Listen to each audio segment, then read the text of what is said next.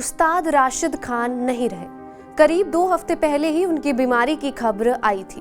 दुनिया भर के संगीत प्रेमी ये दुआ कर रहे थे कि उस्ताद राशिद खान की सेहत को लेकर चल रही चर्चाएं गलत साबित हो, लेकिन होने को कुछ और ही मंजूर था। उस्ताद राशिद खान असमय ही चले गए। 2007 की बात है। इम्तियाज अली की फिल्म जब वी मेट रिलीज हुई थी। इस फिल्म में एक गाना था, आओगे जब तुम साजना अंगना फूल खिलेंगे। ये गाना कमाल का हिट हुआ। इस गाने के साथ ही बहुत से ऐसे लोग भी उस्ताद राशिद खान के नाम से परिचित हुए जो शास्त्रीय संगीत नहीं सुनते थे। ऐसा नहीं है कि राशिद खान ने पहली बार फिल्मों के लिए गाया था, लेकिन वो गाना इतना खूबसूरत था कि उसे अलग ही कामयाबी मिली। वैसे शाहिद कपूर की ही फिल्म मौसम में भी उस्ताद राशिद खान की आवाज सुनाई दी थी। गाने के बोल थे, पूरे से जरा सा कम है। प्रकाश झा की फिल्म चक्रव्यूह में भी उस्ताद राशिद खान ने गाया था, आइयो पिया जी अंगना हमारे। इस गाने का संगीत शांतनु मोइत्रा ने दिया था। इसके अलावा फिल्म इशक में राशिद खान ने बहुत मधुर गीत गाया था, झीनी रे झीनी। Film my name is Khan में शंकर एहसान लॉय ने भी उनकी आवाज का इस्तेमाल किया था, अल्लाह ही रहम। लेकिन आओगे जब तुम वो साजना से उस्ताद राशिद खान की पहचान अलग ही बन गई।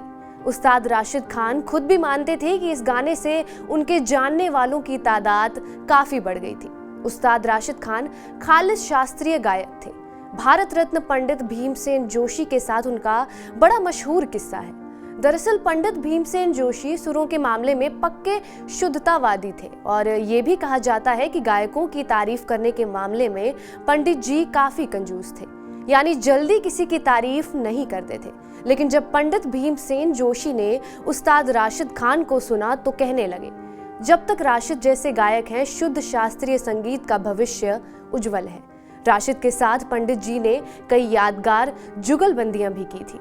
उस्ताद राशिद खान पर भीमसेन जोशी की गायकी का असर भी साफ दिखाई देता था।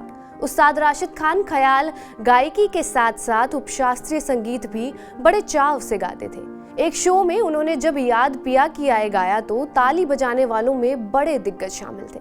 ठुमरी के साथ तराना भी उस्ताद जी खूब मन से गाते थे। पहले बंदिश के शब्दों को समझना, उसके बाद सुरों से वही भाव जाहिर करना उनकी खासियत थी।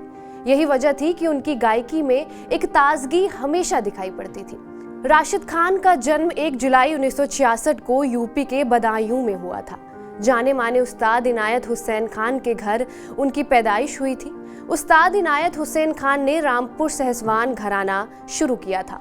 उस्ताद राशिद खान दिग्गज शास्त्रीय गायक गुलाम मुस्तफा खान के भतीजे थे। उस्ताद गुलाम मुस्तफा खान मुंबई में रहते थे। उनकी गायकी भी कमाल की थी। हरिहरन, शान, सोनू निगम जैसे कई जाने माने गायक उन्हीं के शागिर्द हैं।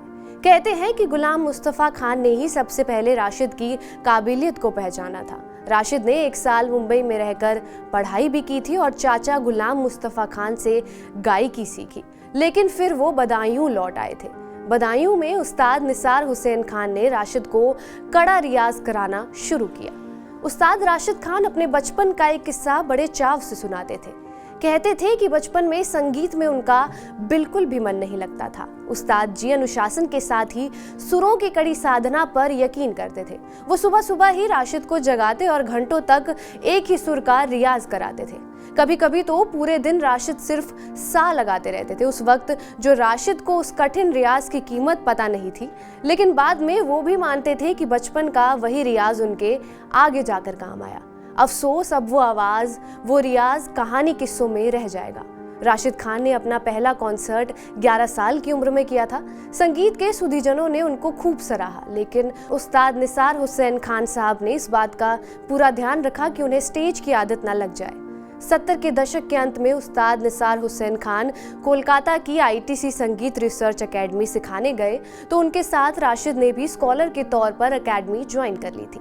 उस वक्त राशिद की उम्र सिर्फ 14 साल की थी। 1994 में एकेडमी ने औपचारिक तौर पर राशिद को म्यूजिशियन का खिताब दे दिया था। अपने पहले ही ऑडिशन में राशिद ऑल इंडिया रेडियो के A ग्रेड के कलाकार बने। कोलकाता से उनका रिश्ता आखिरी समय तक रहा।